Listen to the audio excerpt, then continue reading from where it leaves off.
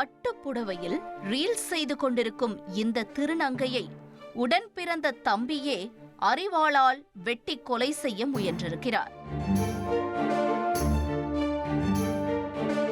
பெற்றோருடன் சேர்த்து வைப்பதாக ஆசை வார்த்தை கூறி காட்டுக்குள் அழைத்து சென்று கதையை முடிக்க திட்டம் போட்டிருக்கிறார் அந்த கொடூர தம்பி.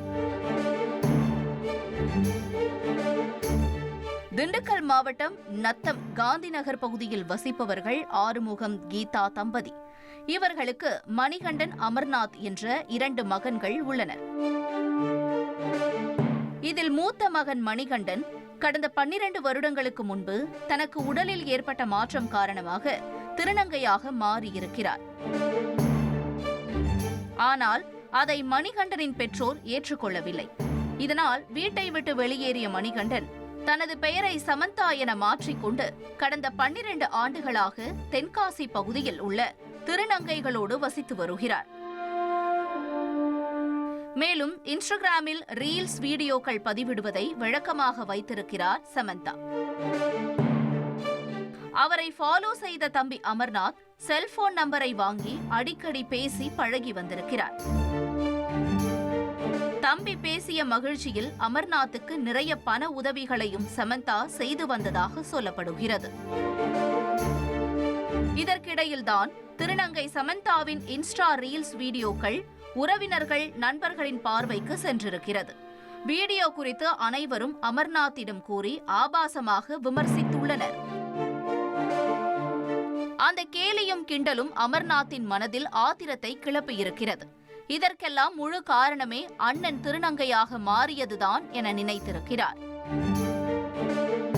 இப்படியே வீடியோக்கள் போட்டால் குடும்ப மானம் போய்விடும் என நினைத்து அந்த கொடூரத்தை செய்ய துணிந்திருக்கிறார். இந்த நிலையில் கடந்த 4 நாட்களுக்கு முன்பு நத்தம் பகுதியில் நடந்த ஒரு நிகழ்ச்சிக்கு வந்துள்ளார் சமந்தா. அங்கிருந்த பாசத்துடன் தம்பி அமர்நாத்தை நேரில் சந்திக்க அழைத்திருக்கிறார்.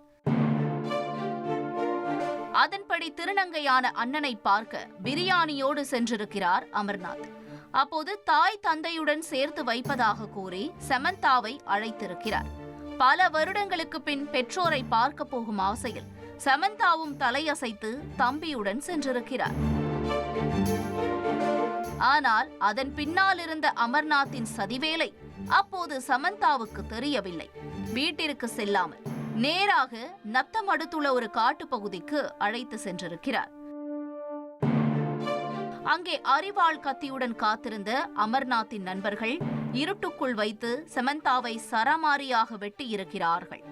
இதில் ரத்தம் தெறித்து பலத்த காயமடைந்த சமந்தா அங்கேயே மயங்கி விழுந்திருக்கிறார். உடனே சமந்தா இறந்து விட்டார் என நினைத்த அமர்நாத் அங்கிருந்து தப்பியோடி இருக்கிறார். பின் சிறிது நேரம் கழித்து மயக்கம் தெளிந்ததும் சக திருநங்கை தோழிகளுக்கு போன் செய்து நடந்ததை கூறியிருக்கிறார் சமந்தா. உடனே சம்பவ இடத்திற்கு விரைந்தவர்கள் சமந்தாவை மீட்டு திண்டுக்கல் அரசு மருத்துவக் கல்லூரி மருத்துவமனையில் சிகிச்சைக்காக சேர்த்தனர். அங்கே அவருக்கு தீவிர சிகிச்சை அளிக்கப்பட்டு வருகிறது. இதுகுறித்து சமந்தா கொடுத்த புகாரின் அடிப்படையில் திண்டுக்கல் நத்தம் போலீசார் வழக்கு பதிவு செய்து விசாரித்து வருகின்றனர். நான் ஊருக்கு வந்திருக்கேன், நத்தத்துக்கு வந்திருக்கேன்டா, உன்னை பார்க்கணும் போல இருக்கு, நான் கூப்பிட்டேன்.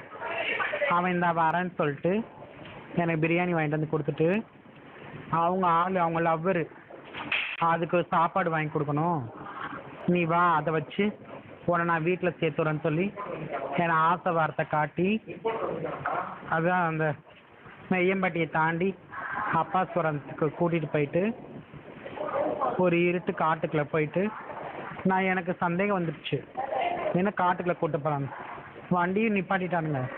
நான் டார்ச் அடிச்சு பார்க்குறேன், என் தம்பி கத்தியோடு நிற்கிறான்.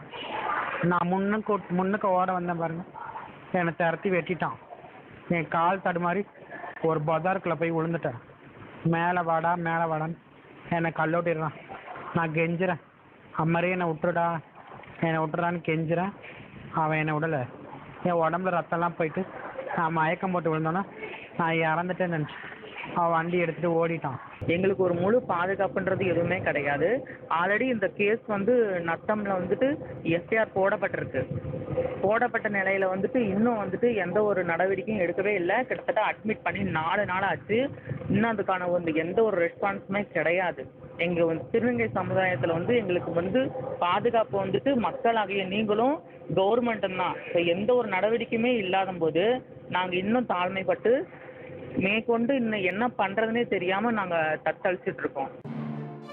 மேலும் தன்னை கொடூரமான முறையில் தாக்கிய தம்பி அமர்நாத் மீது கடும் நடவடிக்கை எடுக்க வேண்டும் எனவும், தம்பி மற்றும் உறவினர்களால் தனது உயிருக்கு ஆபத்து இருப்பதால் தனது உயிருக்கு பாதுகாப்பு வழங்க வேண்டும் எனவும் திருநங்கை சமந்தா கோரிக்கை விடுத்துள்ளார்.